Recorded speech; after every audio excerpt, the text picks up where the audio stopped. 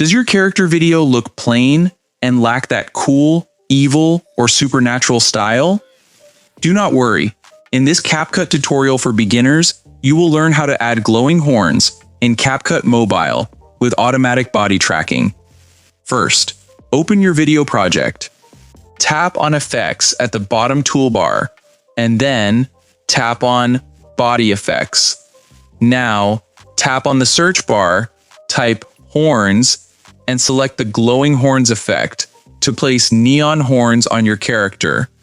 Tap on Adjust to change the size and color.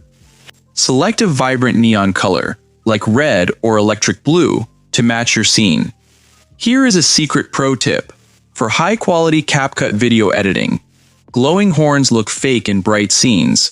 Lower your video brightness, and add a glowing eyes body effect with the same color. This creates a complete supernatural villain look. Now, tap on the check mark and press play to review your awesome glowing horns effect.